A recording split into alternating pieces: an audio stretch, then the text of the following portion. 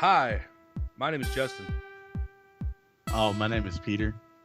And I'm Brandon. He's the guy we have in with us tonight, just for fun, on tonight's, well, not tonight's, this weekend's Alamo City Geek Speak. You almost had it. You almost did. Yeah, you almost had the I mean, Alamo City Geek Speak. There it is. Kind of. That's it.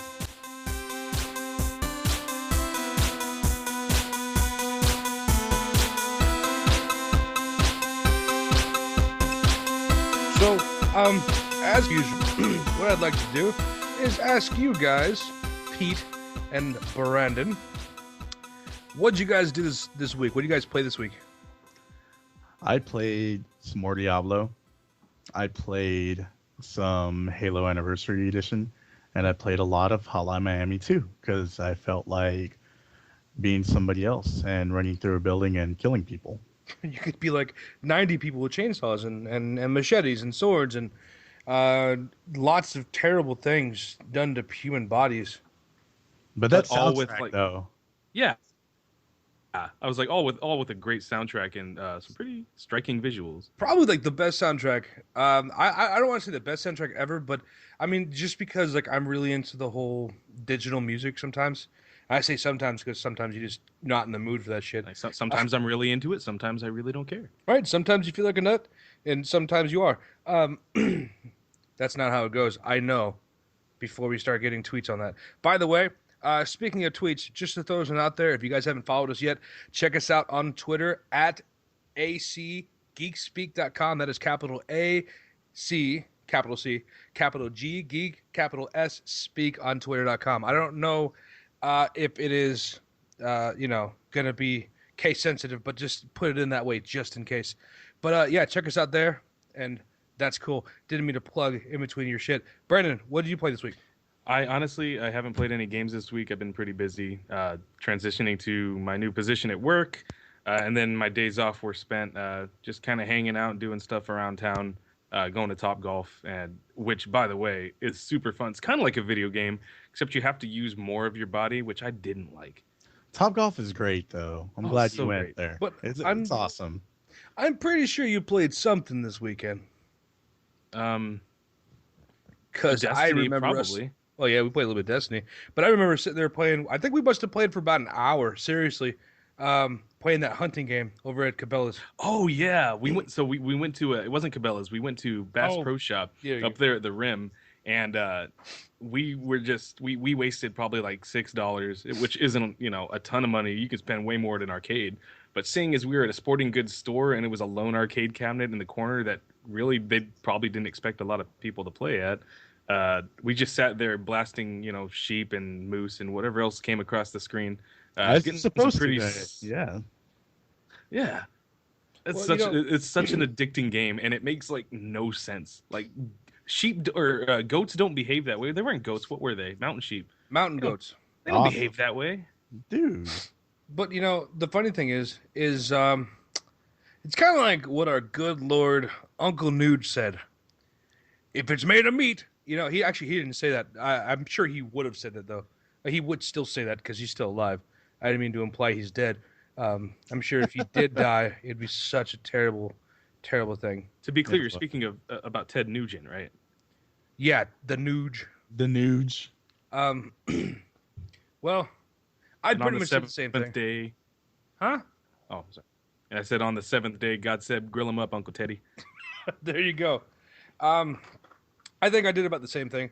I just didn't really play a whole lot of games this week. Ha! Just kidding. I'm still playing too much fucking Destiny. Excuse me, didn't mean to say that. Too much Destiny. Since it is relevant, I have been watching a lot of Game Grumps because they just have a lot of great stuff. And honestly, I think I live vicariously through them because they play a lot of games that we played as kids. So it's interesting to see, everyone else's take on it. And a game that we played as kids that we may have thought was kind of cool, we see it now and we're just like, God, I played that. So terrible. I think that's also the thing too. Is like, as much as it has become a thing for everyone to say, "Oh, retro's the best." I'm not a huge fan of retro, and I know, Justin be damned, but No, I'm just not a huge fan of retro, so I think watching shows like Game Grumps, kind of allows me to see those retro games and kind of relive that, but not have to be pissed off about the control scheme being a little too different than what I'm used to. Right. You know, that's just not my style. Except, I do have the original. Well, I just got the 3D Realm. I think it was a 3D Realms pack. It came with Duke Nukem, the Duke Nukem frickin' 3D, and then also the original version of I can't remember the name of that game. The you play as a dude with the sword. Legend of Shit. Zelda. Yeah, sure. Legend. You play Legend of Zelda. That's the dude with the sword, right? Yeah, it's got to be, right? It's not Mars. No, I can't remember the name of the game, and it'll be honest with you, it's really not important anyway. Um, Was it Strider? No, that's not from 3D Realms. Yeah. It was not Strider. Shadow Warrior. Sorry. So it came with the original version of Shadow Warrior, That's what which it I was? still have not played. Shadow Warrior, which was like Was it good? it was basically just another Duke Nukem, it was like an Asian version of it. So while he wasn't like, "Oh, you fucking alien punks," he was like, "My name is Long Wang." Like that was really his name, Long Wang. His name's really Long Wang. Yeah, it's pretty His terrible. name. His name His name is Long Wang. Grande Winasso. Yeah, his name is Long Wang. Are you kidding me? Not even kidding. And that's the worst part when you play the remastered version on the Xbox One. Like it's a completely new 3D version that was released on PC, and then they felt that the Xbox One and the PS4 were great places to put this pile of shit. Um, the game opens up with you riding a car up to this house where you mercilessly slaughter these triad members with a machete, not machete, sorry, it's like a katana. I don't know how you get those two mixed Was up. it with the Long Wang? Were you murdering them with your Long Wang? Well, I keep thinking about the Long Wang and I keep thinking about machetes. I don't know.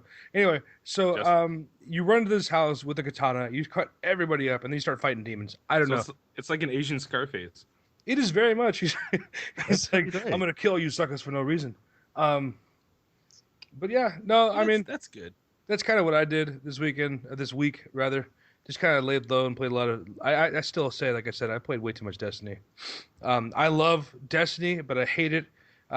In fact, not next week. Sorry, the week after that. Even that might even be too soon. Whenever the Taken King releases, you guarantee that whole weekend will be spent on Taken King, and our next episode after Taken King will have our entire opinion on it. Because as soon as me and Brandon get a chance to play it, we're gonna play the hell out of it.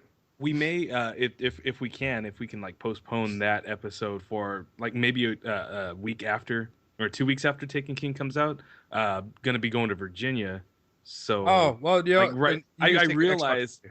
I realized after I had bought the tickets and everything, and then I saw the release for Taken King, I was like, oh hell, I'm gonna miss all the like beginning stuff. Like I'm gonna miss out on all that freshness. So when I come back, you guys are gonna be like, oh yeah, I've already played all the quests, we did the raids.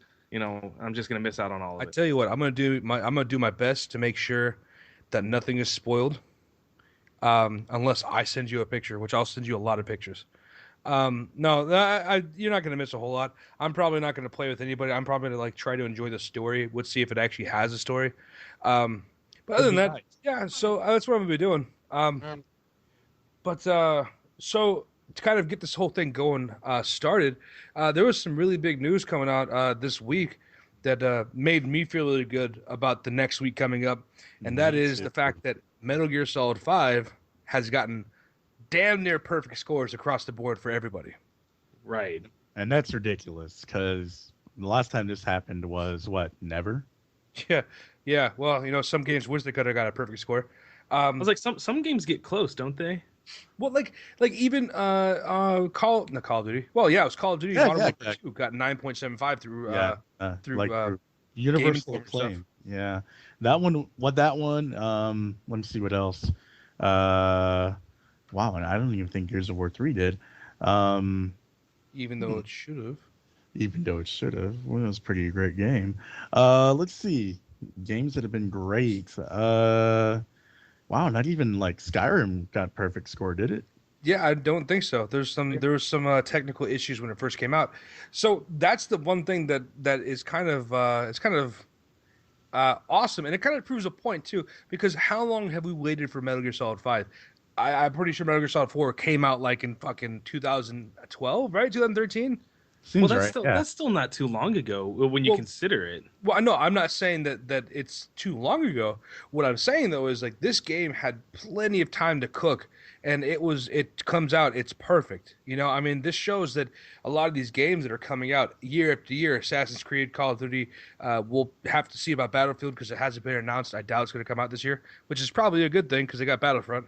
Um, Yeah, but like with all these games coming out year after year, you have more room for error. And with a game like Metal Gear Solid 5 taking 2-3 years to come out, that just proves to you that an extended time and also the careful hands of Kojima, um, the extended time can make a game perfect.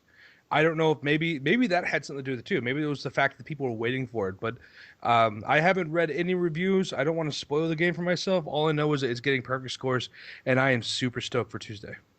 I am too, and I've actually pre-ordered the collector's edition of it with that little baby arm. You know, snakes. Yeah. So I'm totally ready for that to come over to my place from Amazon. Do us a favor and don't grab things you shouldn't grab with that. I'm already thinking of ways to piss everyone off in my house. Whoever comes over is gonna be like, "Why do you still have that? Why is he touching this? Why is he touching that?" I kind of want to have like the roll of toilet paper in the palm of it in the bathroom. Just kind of keep it there, like here you are, Dude, sir. because it's totally posable, right? It is, yeah. Dude, totally make it pick people's noses when they're asleep. Oh, that'd be great. Yeah.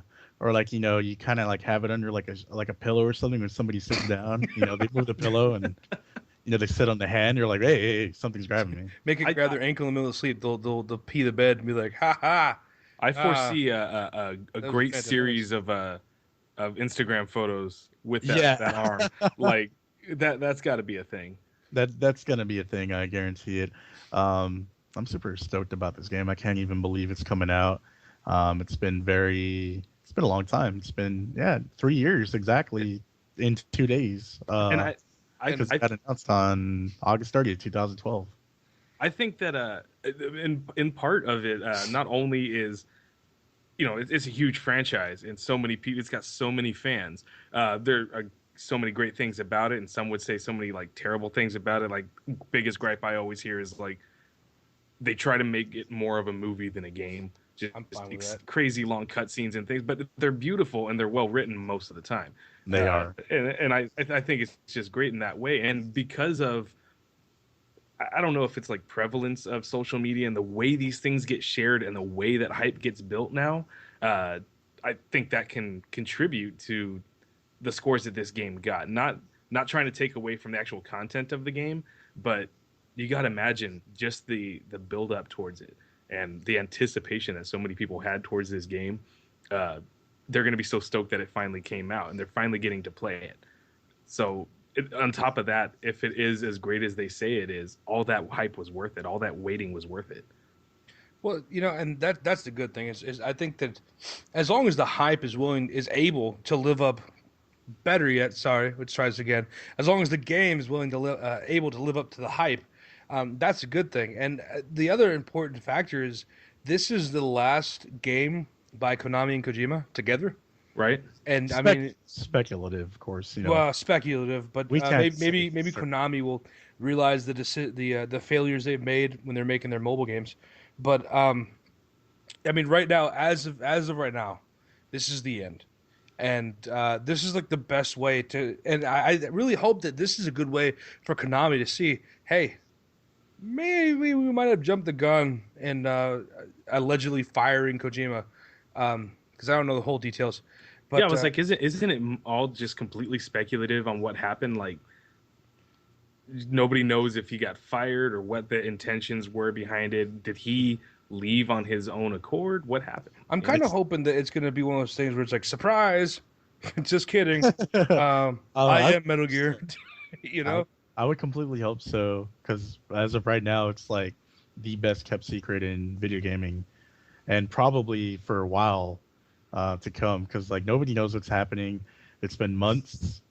We're going on maybe 4 or 5 months now since all this trouble started happening, and I'm reading a lot actually from different kinds of sources saying that like, oh, they treat us like slaves at Konami.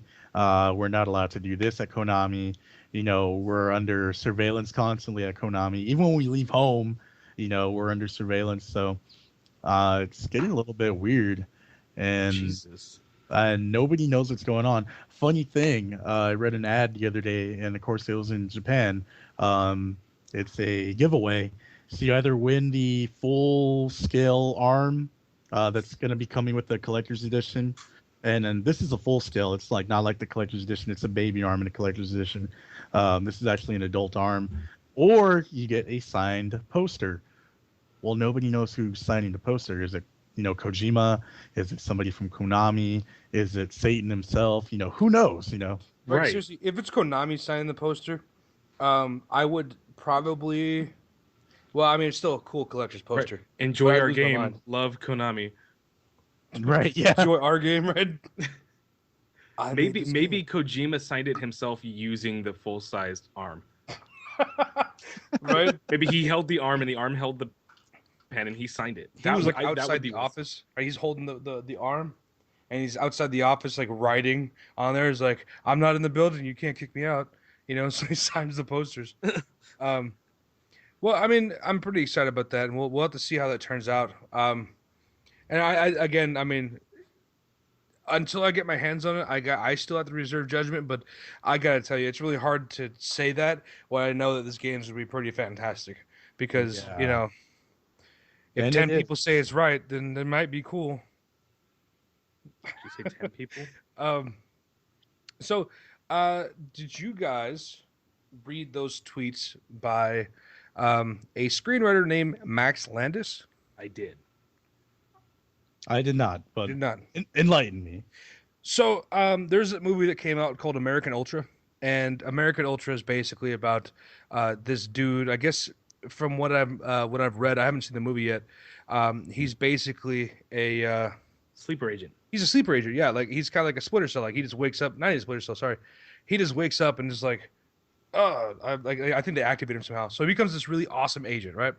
And then he starts killing a whole lot of people, and Topher Grace is in it. So it's like, it's kind of like a mix between Zombieland and That 70s Show, but Topher Grace is older, so it's like they really busted out the big guns for this one, right?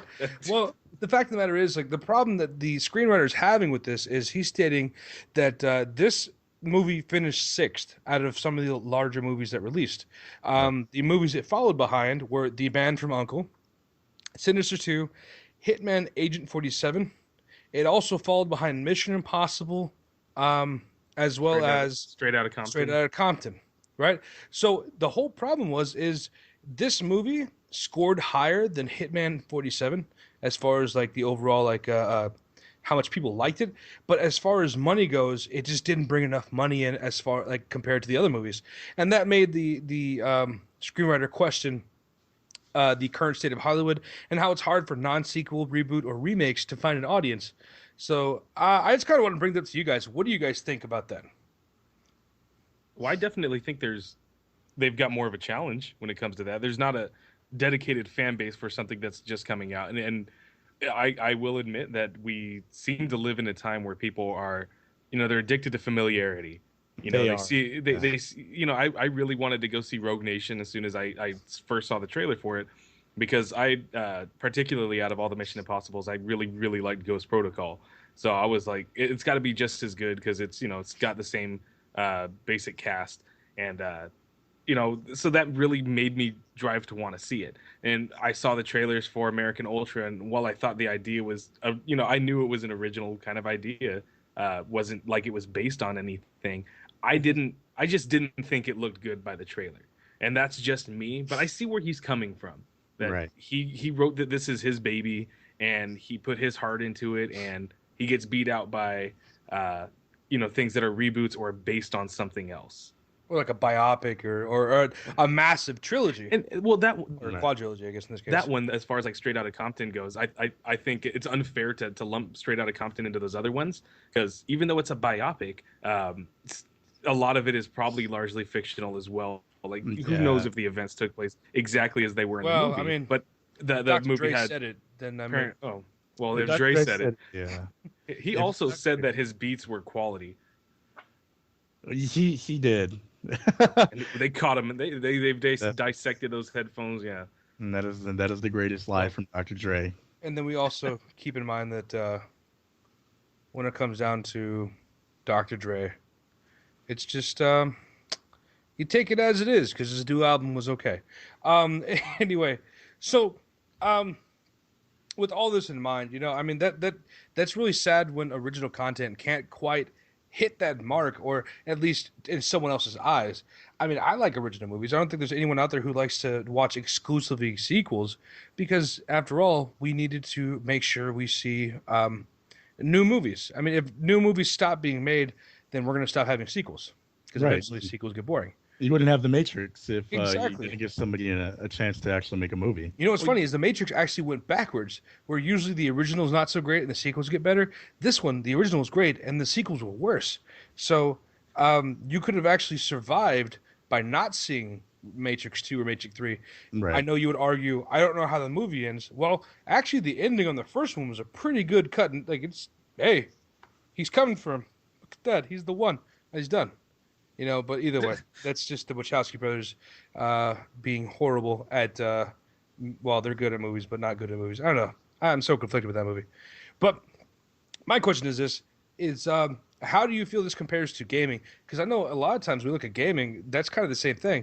We have the indie developers versus large companies, or we have original games that come out and everyone's kind of unsure if they're going to be good enough. Well, you've got that whole kind of sequel fatigue.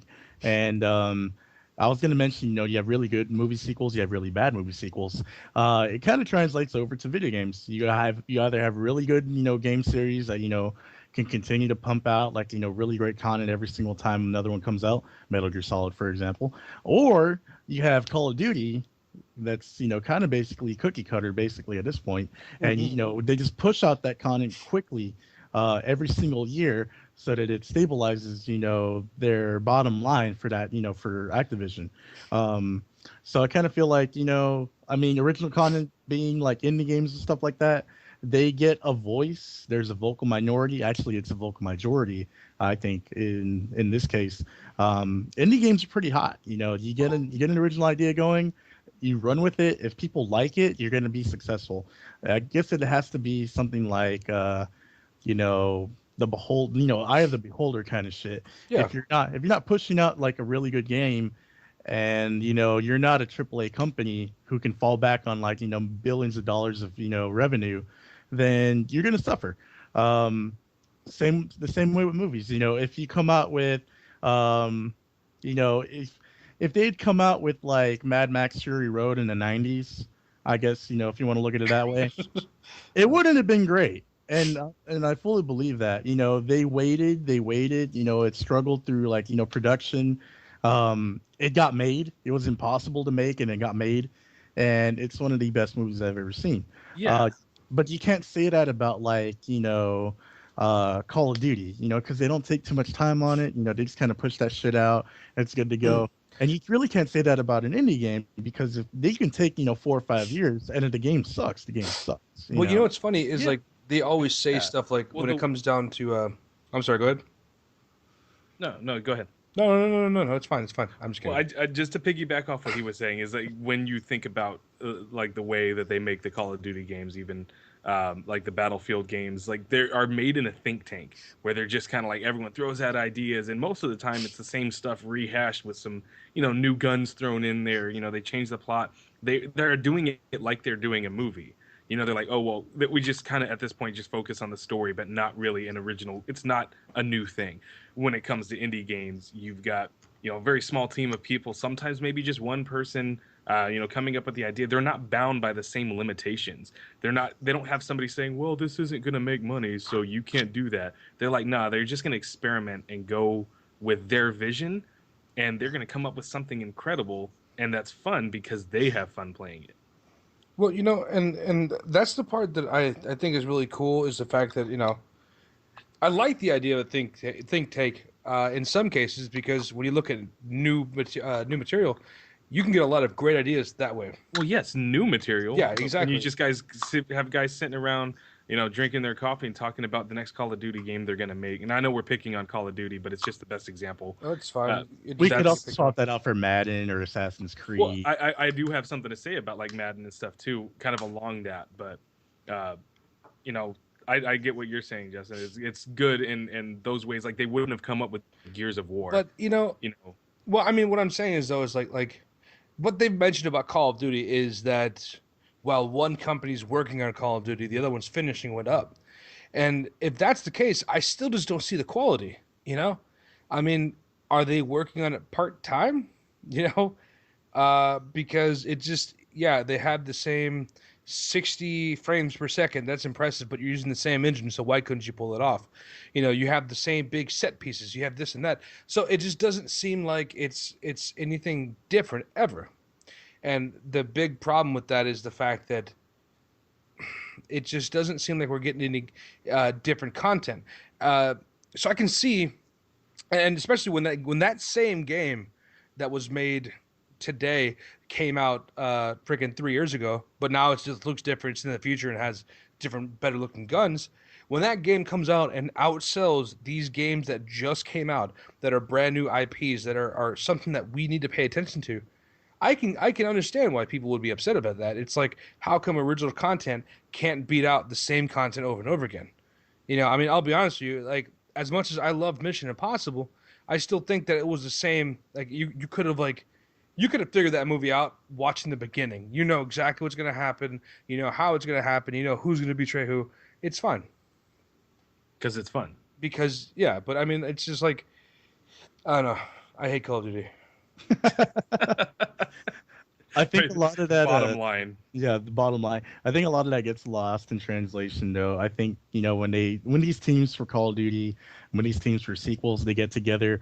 I mean, I'm sure they have great ideas, but then it's just kind of like, well, what can the budget do, or what's the limitations on our system that we can actually implement, and actually work off of. If you're not having any of those in that conversation, then you're not producing a great product. You're just kind of being like, yeah, I mean, this is going to work in this year's Call of Duty, but, all those big set pieces and all that extra explosion and like buildings falling apart and stuff like that. Yeah, we can't do that because, whatever reason, but somebody in that think tank, has that idea. They just don't put it because they're like, yeah, we just can't, Well, one of the worst parts about that, and you were mentioning before, like checking on budget and all that good stuff. What quote unquote budget limitations and quote unquote schedule limitations leads to? DLC. DLC. Yeah, it does. Yeah, that's the gripe. That is the big gripe. You also got to imagine like how much of that was just intended. It wasn't that they didn't have it in the budget or that they didn't have the time to implement it. It's just that they knew they could get it to us for an extra buck. Well, yeah. So it's like, when it comes down to it, I understand if there's limitations, that's one thing. But then if me and Pete were talking about this yesterday, it's like if I go and download something and it's like a 500 kilobyte download, I didn't download shit. I downloaded an unlock code. Yeah. So I just paid for an unlock, So don't tell me it's not on the disc. You didn't have time to do it because it's there.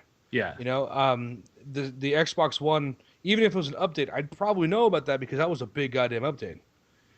So it just doesn't make sense for them to start pandering this DLC out to us and make it seem like that it's something that we need or that it's something that we can't live without, because of the fact that obviously we can. Now, there's other games that are exceptions to that, and one of them is Pete's favorite game, Destiny. No, not Destiny. Oh. Yeah, I was gonna say Street Fighter 4 because that one too. Yeah. But Destiny's done that.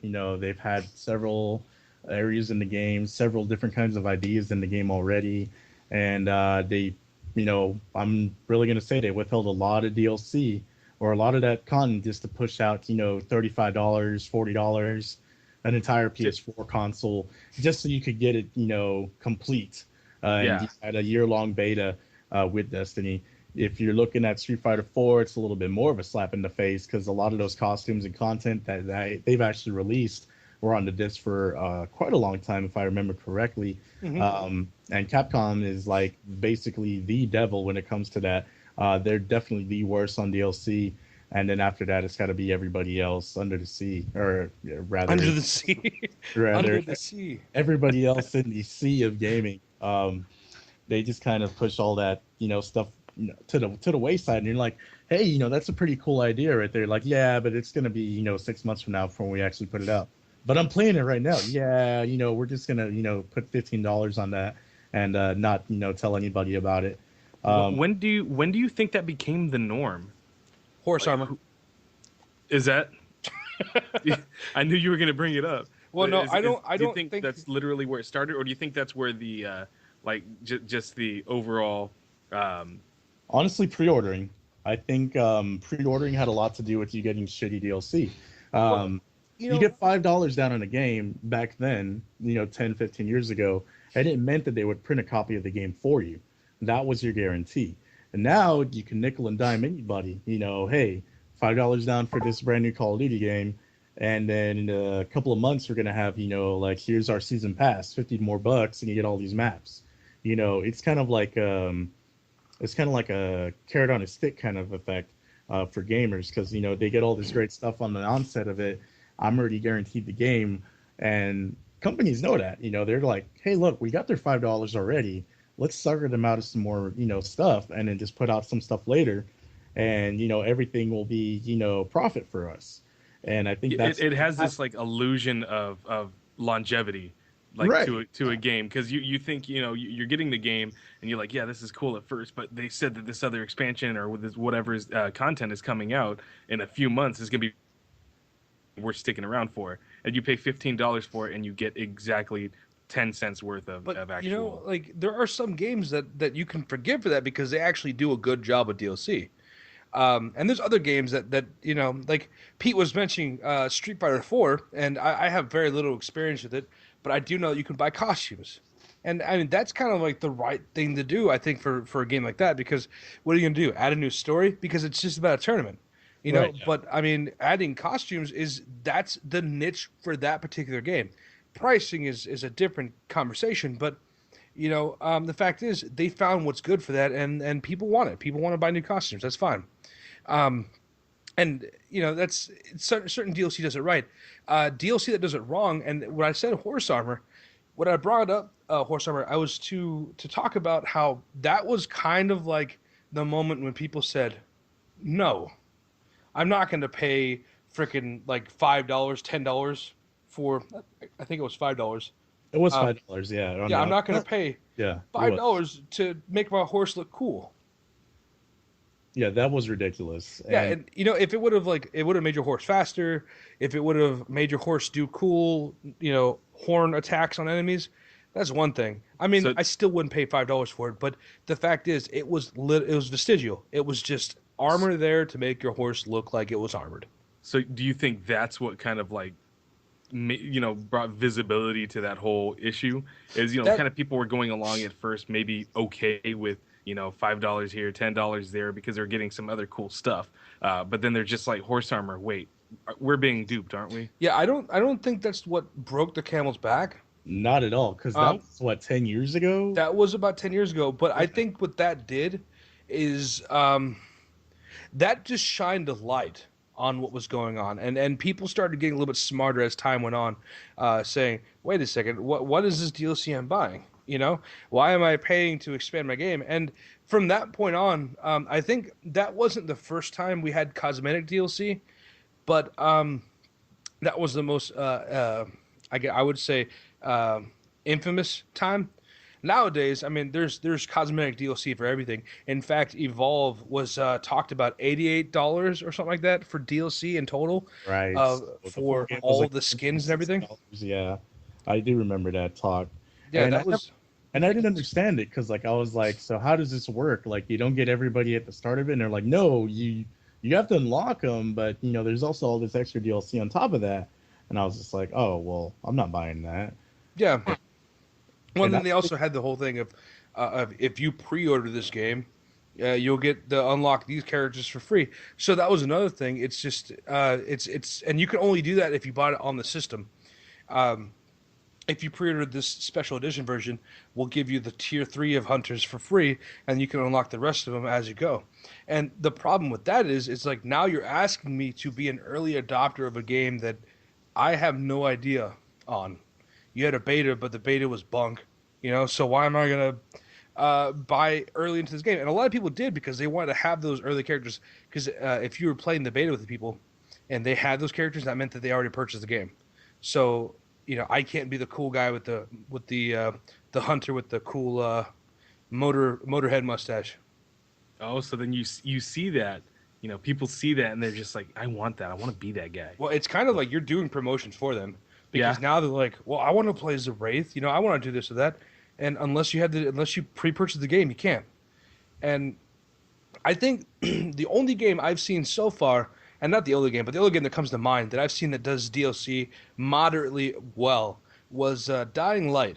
And the season pass was $20, and that was kind of rough to want to pay for at first because you got two pretty boring zones. One of them had zombies, the other one had no zombies at all. Well, it had a few. It was like 5. Wow, really? Yeah, you bought one zone, which was you had to close up these holes in this subway area. So it's like a train yard. So you go in there and you fight a bazillion zombies. I mean, you really can't kill all the zombies. You just kill until they stop coming, and they only stop coming until you cover these holes with these crates. So that was pretty cool. It's like a survival mode. But they had this other one that was called Cargo. They had cuisine where you go into this dilapidated restaurant and you go in there to find something, and there's seriously like 7 zombies in there. So the only thing is, I tell you this, it's a creepy environment, but it doesn't really do a whole lot for you. There's no crazy berserker in there. There's no extra deadly zombie. It's just 7 zombies that every once in a while will walk out and kind of jump scare you. So that was upsetting. And then the next update after that, or the next DLC after that, was you get a ninja costume, a secret agent costume, and some kind of special, like, ultimate survivor. And that was a little upsetting, but you got new weapons in that one too. The last one, which was arguably the hardest, was the Bozak Horde. I never finished it. I got so close, but I kept messing up. But yeah, that was difficult. And for $20, it wasn't terrible because you got a whole new zone. I just wish you could explore the arena by yourself, but you had to actually play the game, so you really have a whole lot of chance to look around. But after you did all this, you're like, so this is what $20 got me. They just recently announced a new DLC called The Following, which is a brand new area, open area. They said it's the one area is as large as all 2 zones that you get on the original Dying Light. So it's a huge sprawling area. You get a buggy, you get all this other cool stuff. And the part that impressed me was they said the price was $15. If you have the season pass, you get this extra DLC they're making for the game. Not that's already on the damn disc, but they're making for the game for free. Though that studio, I can't remember who makes Dying Light, but they've already Tech Island, right? Tech Island. Yeah, they've made so many people happy. Just not with the overall, not just with the overall Techland. Tech Island. That's right. I was thinking of Dead Island. My bad. I guess so.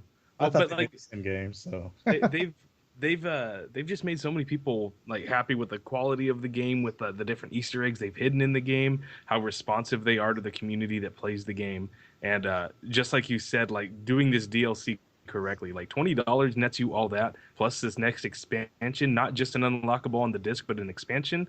That's well worth the $20. And the fact that the game's maybe a year old by now, something like that. Yeah, it's about that. yeah. So I'd say there's enough content to make me go back. We were playing it for a while. I don't know if you still have your copy, but we had a lot of fun. Oh yeah. I think it was a great co-op experience, which I honestly co-op style games are my favorite because I don't like losing on my own. I like somebody else to lose with me You like to or lose win with with them. me. Yeah, exactly. Like share victory, share defeat. And the way that they're doing DLC, and I don't want to beat a dead horse, but the way that Destiny's doing a DLC is radically different. And one thing I just wanted to come to terms with on Destiny is the fact that Destiny is supposed to be a first-person MMO.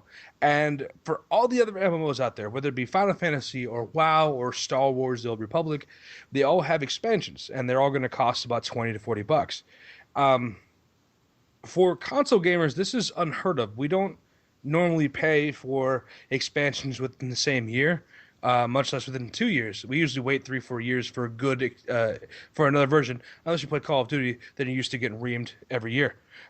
So I mean, For the Christmas. fact is, is yeah. So now they're releasing this large expansion, which I like to think that it's going to be a game changer. Like not to be puntastic, but it's going to be a big deal. You know, redoing some of the old strikes, having bosses that aren't just bullet sponges. That new live stream they had really kind of invigorated my love for Destiny as far as how it's gonna be. So I think that, as far as the MMO is concerned, they got the DLC part right. I mean, they're gonna release an expansion every year. Um, I don't think pricing is optimal. Not And Yeah. I don't think timing is optimal. I think they need to work on that. And you think that having Bungie now being part of Activision, having arguably one of the best MMO directed companies available, Blizzard, you'd think they'd say, "Hey, how'd you guys do it?" Nah, that's not what they're doing. They're just kind of doing their own thing. I think Blizzard should probably step in and say, "Let us show you how to do it." Mm, I don't see the crosstalk happening anytime soon. They could benefit from that, obviously, because they've had a lot of missteps with Destiny so far. Yeah. Um, and you're not the least bit salty, and this is a personal question. You're not the least bit salty about them releasing all this content now after a full year. I mean, I am. I mean, there's always gonna be the part of me that's gonna be upset, but I think the one thing I'm more upset about is the fact that the original content and the two DLC packs, the Dark Below and the House of Wolves, those kind of came off more. We made the joke last episode. I'm sorry, but those kind of came off more as a beta. More of like, let's see how this works. And if you look at it, That's basically what everybody on the internet is saying right now. well, Because yeah, it's like year one was just a beta, and they're like, oh, they made us pay for a beta, and the enjoyment that I got out of it, I've never gotten any beta. But also, you know how just kind of more of a casual gamer I am, so I'm not necessarily in it yeah. to Well, beat get end game. I don't think I've ever been end game in any you MMO know, in my life. the worst part about it is I played the shit. Yeah, I played the Destiny beta, and it felt the exact same way. I mean, it just didn't have the same scope Hmm. as the finished product, but I mean, it did feel like it does still kind of feel like a beta, but I mean, every game starts somewhere.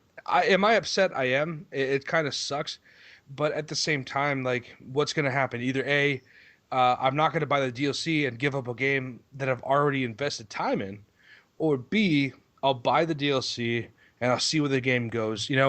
Um, I don't consider because since I paid for both at the same time, I really can't. All I'm gonna say is this: fool me once, shame on you. Fool me twice, shame on me. Buying the original game wasn't a terrible idea because I got a lot of enjoyment playing with my brother. Buying the DLC was the fool me once. If I buy the second DLC and it turns to garbage, I gotta tell you, I don't know if I can still defend the game. Right now, I can say that it's doing its best. That they're doing what they can, and I'm hoping that optimism will pay off in the end. Because I gotta tell you, if it doesn't, I'm gonna be that guy with egg on his face saying, "Well, I tried." So Well, Can't be faulted for trying. they clearly didn't on their end. So yeah, yeah, yeah, no, yeah, that's at least somebody did. still a lot of. I'm not gonna say I'm not upset about anything. Don't let my optimistic tone tell you that I'm 100% happy with Destiny. In fact, I mean, I still hate a majority of it. I just like the fact that I can sit down and play strikes with my friends. That's actually the funny part too. Is like one of the reasons why I'm kind of excited about it is now in the next expansion, and this is just based on what they said in the live stream. Whether or not this is real, I don't know. Bungie likes to lie to people. Um, Clearly. yeah, I don't know if they said that in the next expansion, strikes are going to play a bigger role. And the cool thing is now supposedly gear will be strike specific. So now if you want a piece of armor that you can only get from the Dreadnought strike, you're going to have to play the Dreadnought strike. It's going to be like, wow, you're going They're to kind have of to play that one treating the over and over again to strikes get like that. raids. Yeah, well, I mean, like, I just want to have a reason to run these strikes over and over again. Aside from the fact, like, you might get something. I want to go for a specific piece of gear. Give me direction. Don't give me, a fucking the ability to put my thumb up and just say I'll just take a ride anywhere. Yeah. Hey, Sully, we might get something on this strike. Right? It's like, God damn it, kid. Why are we always going somewhere? Um, that was a terrible, terrible Sully impression. That I was think I think Sully. you do I think you do a better Sully impression. I do a pretty good Sully impersonation. Yeah. Well, no, I was a little fudged Well, up. now you got to do it. Well, no, I'm not gonna do it. Yeah. Well, I'll tell you what. I'll do for my another Drake day. if you do your Sully. Yeah. I guess you can try that. Another. Okay. Well, because we did it in the first episode, I think. No, we didn't. We talked about it before the episode.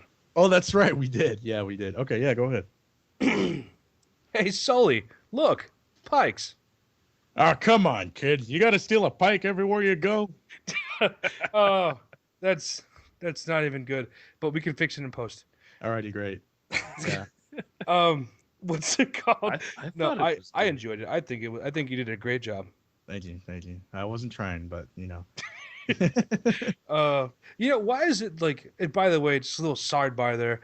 Why is it that Sully looks like he'd say "God damn it, kid" all the time? Like because that Hawaiian shirt he always wears, and the fact he always smokes cigars. Well, it's not Hawaiian. I think actually he only wore one Hawaiian shirt. I think it's always blue or pink or red. Well, they made a pun in one of the games. I can't remember which one. It was just like, well, if it isn't goddamn Sullivan, because like that's what he says. He's like, Because he always says "God damn it, kid," right? Yeah, he's always like, God damn it, kid. Well, Like, every single game, it's like, Drake has to do something stupid, and he gets caught up in that shit. He's an old man. If I was a geriatric, and I'd get upset if I was having to follow Drake around. I think wouldn't it be crazy if Sullivan became maybe this has already happened and I don't know, but what if Sullivan or Sully was Drake's dad? How crazy would that be? Plot twisty. Right? And it's like it doesn't make sense because if you pay attention to the lore, there's lots of there's lots of things that happen that you just don't see. Actually, no. Hit us up on Twitter. Tell us if he's his dad. Anyway, so, who's your daddy? So I guess one thing to kind of wrap up the whole DLC thing is I think that one thing they need to do is to kind of differentiate DLC from unlock. Because I think DLC is kind of like the main verbiage for pretty much anything you download. And that's not always the case because downloadable content to me, in my mind's eye, tells me that I am buying something and downloading it to play it on my system. I am not buying a code or a key to unlock something that's already on my system. Well, that's the thing. Is like because it used to be, if you wanted to unlock a character, there was like a set of challenges you would go through. There was like a certain way you'd have to progress through the game or a certain way you had to beat a boss. Like mostly in fighting games, I think the whole unlock thing is synonymous with. So I think it would just be more confusing to people and infuriating to people like us that see the way you get cheated a little bit. You're paying for something that's already on the disc. Yeah, I mean, I don't know. I just really, really need them to knock it off. Yeah, Okay. and it would help in some cases. I mean, I guess most cases, I should say, where they're just like, it's too ambiguous. I mean, are we getting an unlock or are we actually getting DLC? Even like the vendors like, Amazon, GameStop and stuff like that, they're completely vague on it because they want you to give you their $5, getting back to the, the pre-order thing. So it's like, oh, well, if I pre-order from here, I get this DLC, but if I come pre-order over here, I also get this DLC when both of them could very well be, unlocks. Yeah. And, they just don't market them as such. So you're just like, well, I'm going to get my $5. I'm going to get something. But, later on down the line, it's like, oh, I got everything anyway. Why did I go ahead and just, just play the game? The biggest lie of the world was when I purchased Mortal Kombat for the Xbox One, I got the complete edition, which came with Cold War Scorpion, and hell of a costume. Hell of a costume? Nah, I didn't like it. I mean, I thought it was cool at first, but then eventually it's like, you just look weird, Scorpion. It's like, hey, all right, I get it. It's Cold War.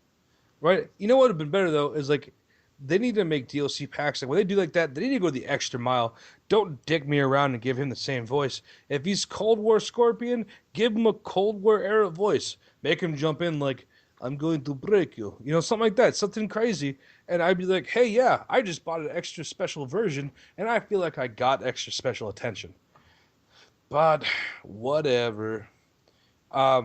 So before the show, we sent out on Facebook and on Twitter, we said, tweet us or message us some questions and we will answer them. So, my friend Pete, dear Peter, Yes. do me a favor. I'm going to let you go ahead and pick first of who we're going to answer first. Alrighty, so this one comes from my brother Andy, of course, because he's probably the only person who's gonna talk shit on my show or about it. He says, "All right, so talk about Fear the Walking Dead and whether the Walking Dead hype train is losing speed with their announcement of a special that is essentially zombies on a plane." Well, I mean, if you want to start, I'll be honest with you. I haven't started watching Fear the Walking Dead yet. I currently do not have cable. I do have internet, so I'm going to fix that.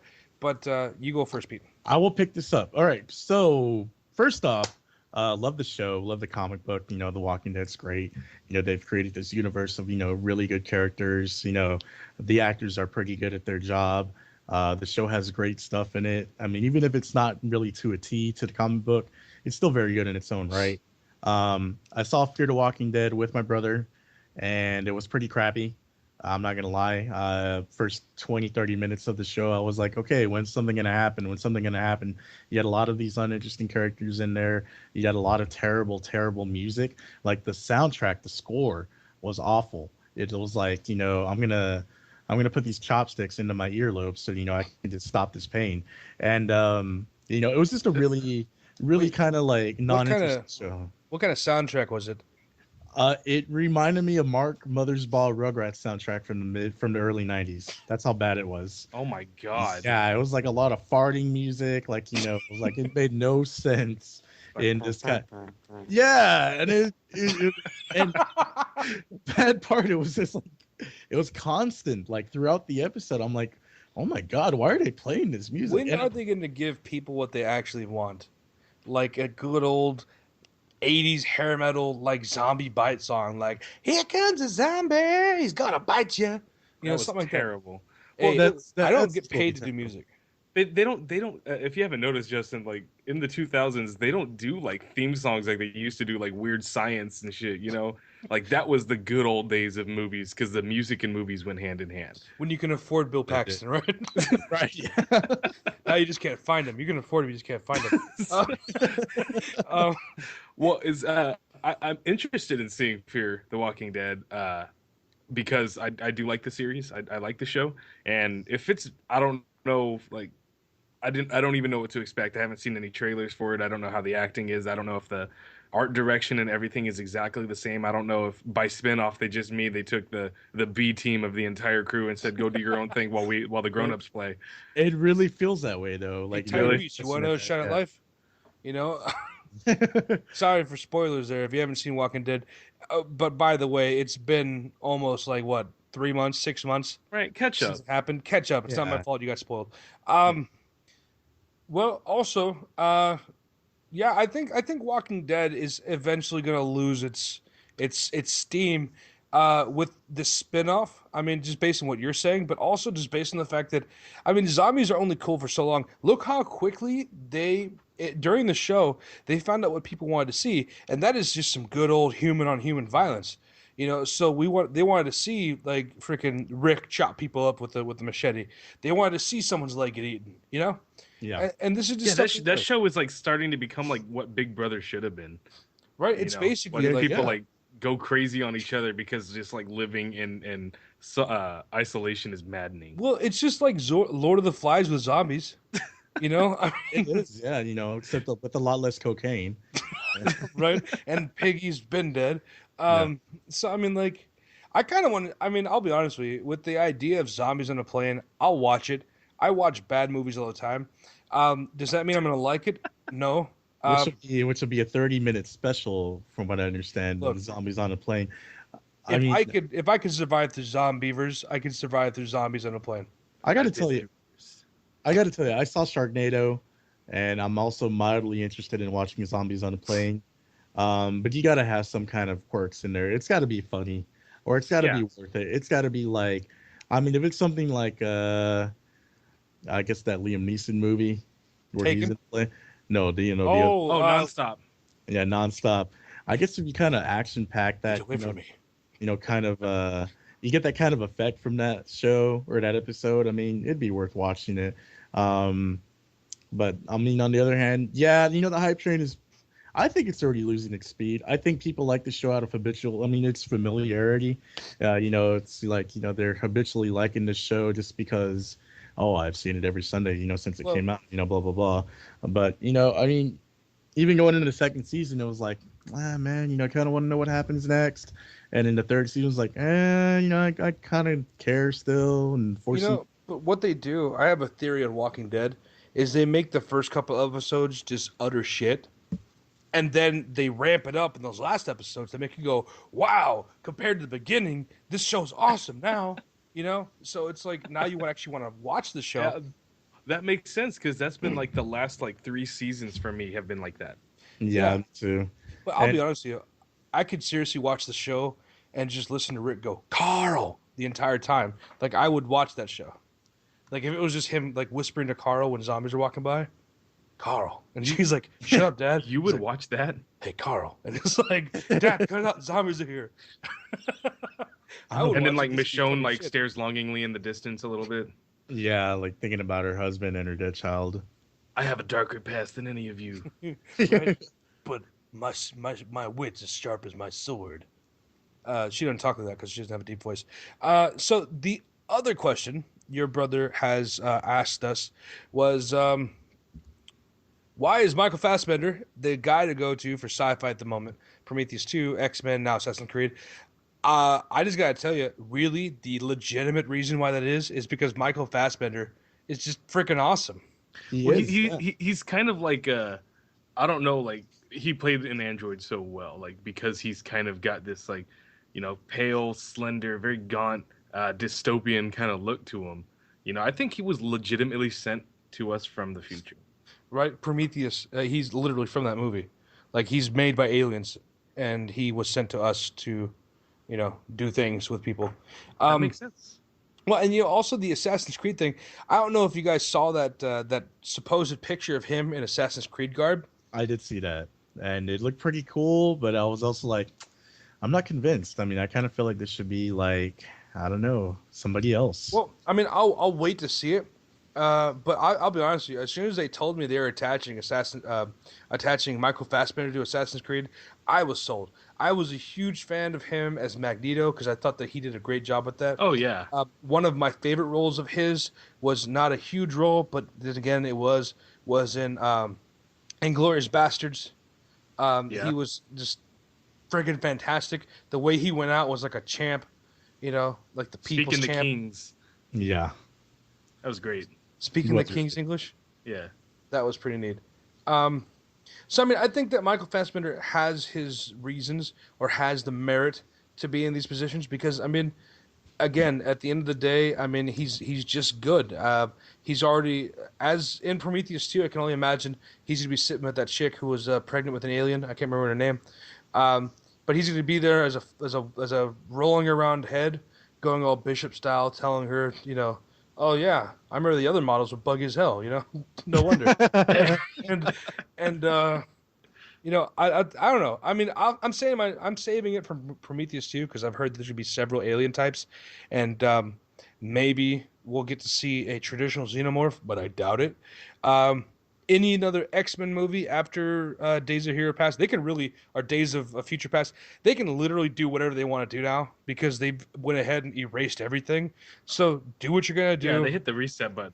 I know, Yeah, and yeah, it's yeah. actually a good thing too because after X-Men 2, everything else was garbage. If they can just get rid of, I forgot the actor's name, but the dude who played he played Juggernaut. If they can just make that role never happen, I'll be happy. Well, basically that's what they did because I mean, all of that, everything that's happened up until Days of Future Past. I know that's what they did. I just wish exist. I never saw that role. Is what I'm saying. Well, that's what everyone says about Ryan Reynolds' Deadpool appearance and X-Men Origins. Was it Ryan Origins? Reynolds, Deadpool, and X-Men Origins, and then also Ryan Reynolds, Ryan Reynolds, green screen. I'm sorry, Green Lantern, green screen lantern. There you go. Green screen lantern. That's a good one. Yeah, well, I mean, because everything was CGI in there, and like, you know what? Like when I first watched that movie, I was like not even paying attention to it, and I saw a clip of it the other day, and I almost threw up. I was like, this is harsh. So that was like watching Speed Racer.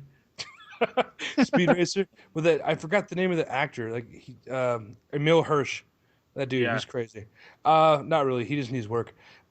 So we have two other questions real quick, and we're going to kind of cover both of these because we're running out of time here. We have one. I said because if you give us a question or suggestion, we'll thank you personally on the show. So thank you. That was Andy, right? Thank you. Now also we got to say thank you, Quinton Oliver. Oh God.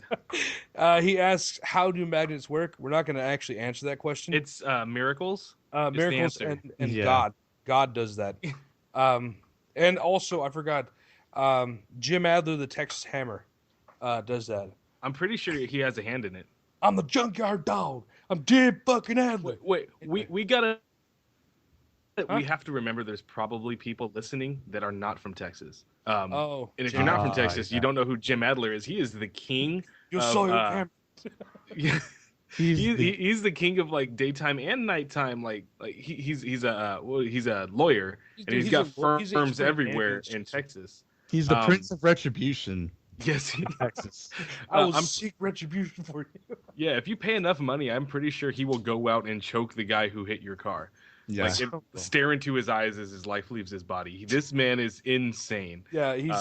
Do yourself a favor. Look up Jim Adler on YouTube if you have not seen his commercials. If you want even better time, look up Jim Adler in Spanish so you can hear him say, Yo soy Jim Adler. Yo soy un Tejas Hammer. Oh, that's right. He does the commercials in Spanish himself, doesn't he? Yeah, so he's like, I don't need your fucking Spanish. I'm doing it myself. I'm sorry. I don't mean to curse so much, but I just imagine that's how he talks in real life. I'm pretty sure he does all of his commercials on the first take, says cut and wrap. He's like, I'm just going to do this. Watch this. Then he does some cocaine. He goes over there, he turns off the camera, and he's like, I did it. He filmed it himself. There's no cameraman.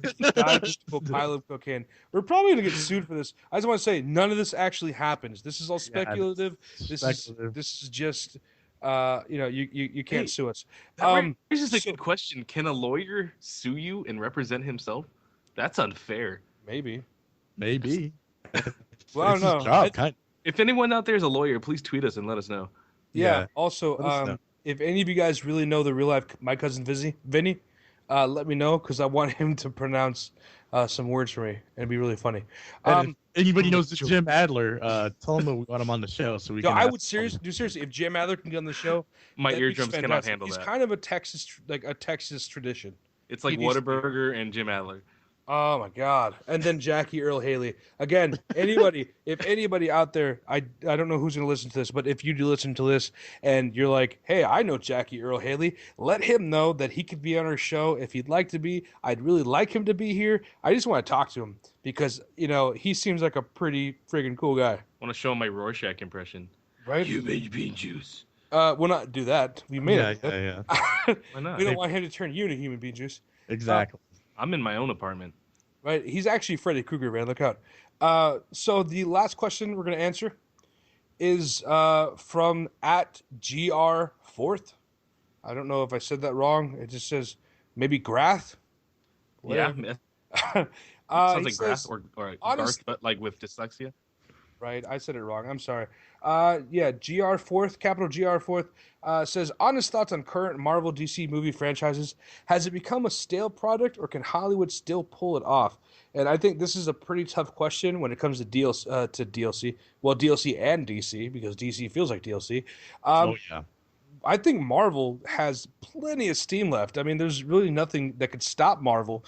They're making great movies. They're making great decisions, and because the fact they have, the great frozen head of Walt Disney, he's coming up with these like he knows how to make these franchises exist forever. For God's sakes, they made a Mulan 2.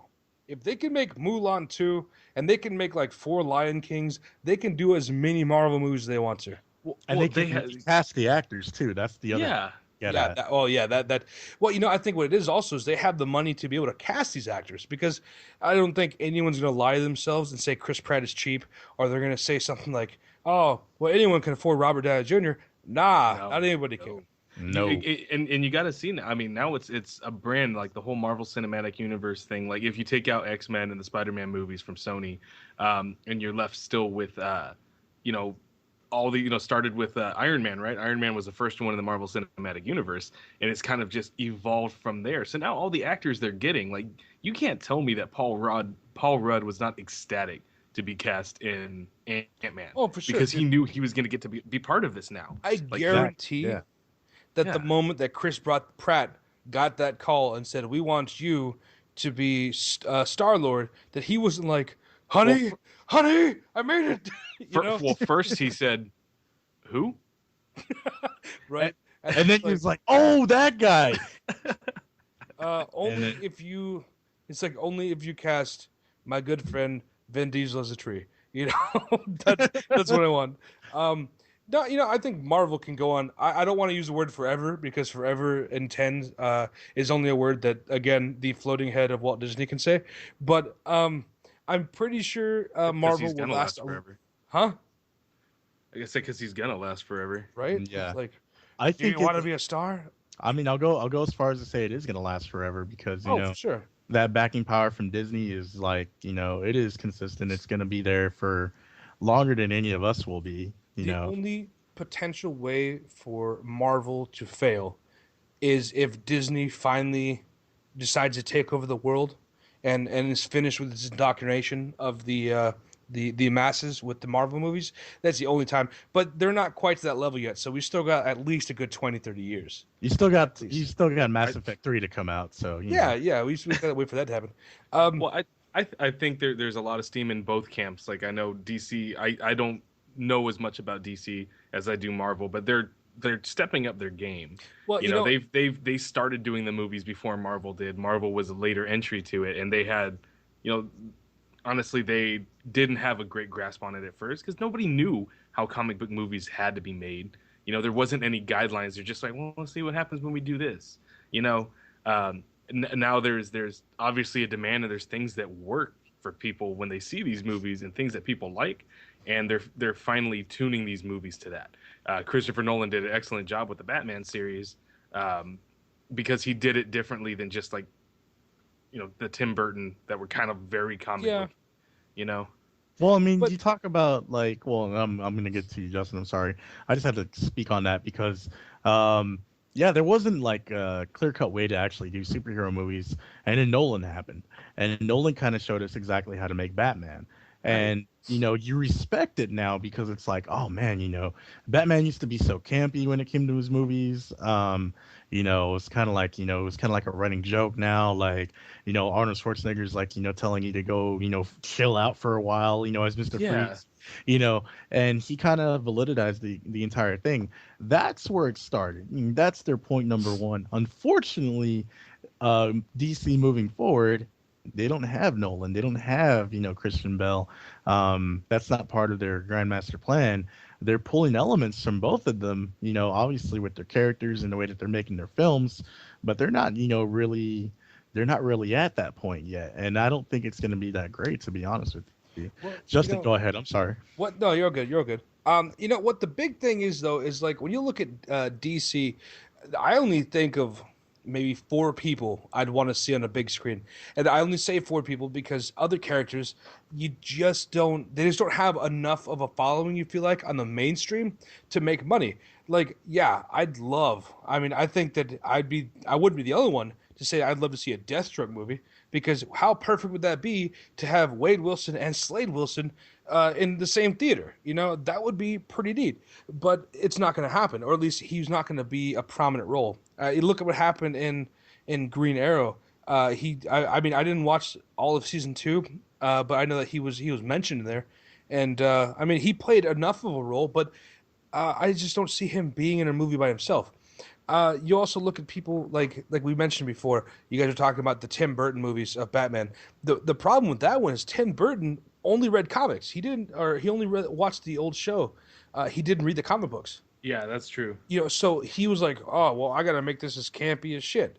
You know, I gotta make this just like the old Adam West movie was to make the Joker pull out a crazy long gun. The only thing that was missing was every time Batman punched somebody, it didn't go bam, biff, pow. Yeah, you know, like with that terrible music.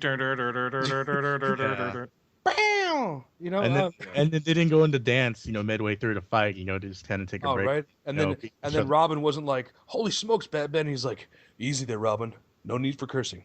And you know, like, it just didn't hit that same level that Batman could have hit.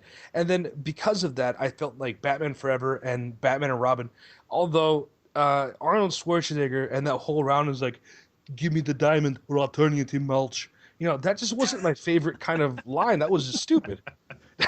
Like, he was just way too campy, and that wasn't the Mr. Freeze that we knew and loved. That was just like this crazy, like, Austrian dude trying to make a buck, and it's just these movies didn't do any justice. They didn't, and it speaks to it because those movies were, you know, like Batman Forever and Batman and Robin. They were panned at the time they came out. They weren't doing anything good. I don't know why they continued and did Batman Forever Batman and Robin when, you know, nobody really cared for but you know, one thing Batman Forever had a really dark storyline, so it had everything you needed for it to be good. And I mean, in my mind, I think the only thing that was really wrong with it, and forgive me, I haven't seen the movie in forever, but just for what I remember, Val Kilmer was a pretty bad Batman. He was a pretty bad Batman. I think they did a great job casting the bad guys, because I love Tommy Lee Jones. I think he's awesome. And then, of course, Jim Carrey. Who better to play the iconic crazy man? Not the Joker, but the guy who made people crazy. Still, not the Joker. But you know, I think that with Nolan's version of Batman, he picked a comic book, or at least a series that he was familiar with, which is The Dark Knight, and he made that just pop on the screen. He gave people what they wanted. He gave them a Batman who didn't take shit, you know? And then you have this new Batman and Batman versus Superman, played by frickin' what's-his-face? Ben Affleck and his Jersey girlness. You know, you're going to have him fight Superman. And you can already tell they're already bringing other heroes in. Supposedly, we're going to see Aquaman in the movie. We've already seen we're going to see Wonder Woman. But are those like the 4 biggest people they're going to bring in? Because I know they're going to be doing a Justice League movie in the future. But I just don't see people lining up to go see a freaking a Beast Boy movie, or who's going to actually watch a Martian Manhunter? Because I honestly don't think I will. I guess it depends on who you cast. You know, Martian Manhunter's kind of one of those characters like me. Like, you know, he's a lot less interesting than everybody else's. But I mean, I happen to think Superman's a lot less interesting than everybody else because he's super. Oh my God, yes. He's just too powerful. I didn't even like. I mean, what was it? Man of Steel. Okay, Man of Steel was one of the most, I mean, pretentious, boring ass movies that they could have possibly put out. You know, to kind of just, you know, kick off their movies, you know, their movie streak. Everybody's like, oh man, it was like Dragon Ball Z, you know, when they were fighting, you know, Zod and Superman. I'm just like, yeah, but you know, if they made a Dragon Ball Z movie, it'd be the exact same thing and better with likable characters, you know. Well, let's say like the last shot they took of Dragon Ball Z wasn't too fantastic. But I get what you're saying though. Like if they put that much kind of love into it, as they did in the Superman and the budget, I should add. That definitely too. Well, you know, Superman wasn't terrible, but I get what you're saying, though. Like, it didn't have that same feeling. And there was a lot of things about that movie that I just didn't like. I just felt like, first of all, Superman as a hero itself, and I know, tweet us if we're wrong, because I just want tweets, period, if we're right or wrong. Superman's just not a good hero. I mean, he's kind of like the Swiss Army knife of heroes. So that makes me like him more. No, I want heroes who can actually face adversity. Heroes that actually have something to worry about, not whether or not Lois Lane's going to die, because he'll just fly backwards across the world to spend time around because he can do that kind of stuff. And that's the problem. Like, they gave him these stupid powers, which, by the way, that last one, of course, isn't canon. And they said that wasn't, just don't worry about it. But the fact that they give him these abilities, like, why would you do that to one person? Like, that's too much power for one man to handle, or in this case, one Martian. But either way. So basically, I think that the main point we're kind of the conclusion we're coming to about this all is longevity. Marvel seems to have an upper hand because they've already started to establish this universe and have more likable characters, more flexible characters, and the movies are really well done. And they make jokes. DC, I know they're planning like all their Justice League and everything like that, but as of yet have not proved that they have the longevity to keep these characters going, like the same characters. They're gonna have different, almost like different projects starring different actors, over and over and over and over. So, until they can show that they can keep the same actors and kind of keep the same cohesive universe, we're not going to know about them, succeeding in the whole movie franchise deal. Yeah. Yeah. It's and I hate to compare two big companies like this. But yeah, Marvel's got it. DC doesn't. I think this is the best way to wrap it up. Yeah. Unfortunately, because a lot of the characters are really likable in DC. And obviously everybody can say the same thing about Marvel. They have some huge missteps with their comic game. Both of them do.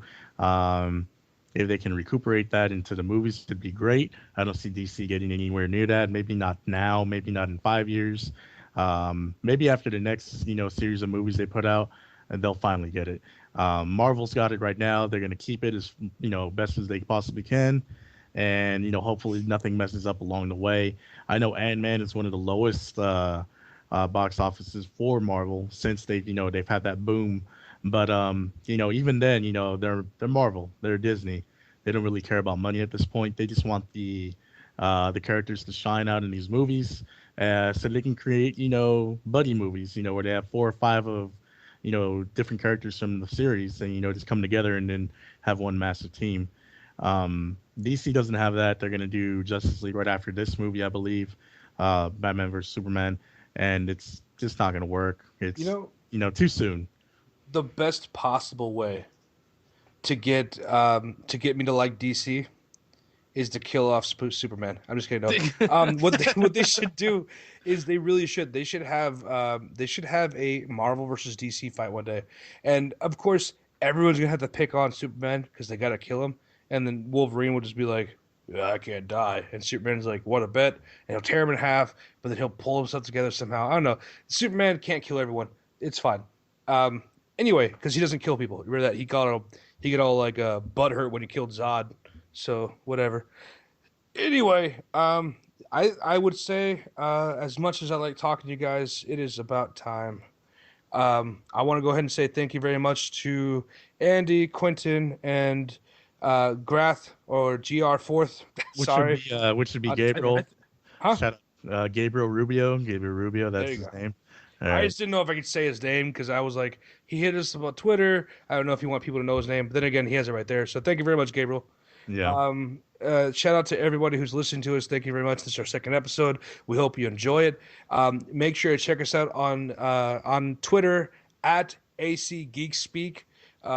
Also, we're going to have a Facebook up real soon, Alamo City Geek Speak. And last but not least, if you have any questions or comments, hit us up at alamo citygeekspeak@gmail.com. Email us any suggestions and any other things. If you want us to talk about something, we will talk about what you want us to talk about when we get a chance to. So, again, thank you very much. My name is Justin. My name is Peter. Oh, I'm Brandon. Oh, yeah, and I'm Peter. And, I didn't know where I stood in this trifecta. I'm sorry. Thank you guys very much for listening, and you guys have a great night. Adios.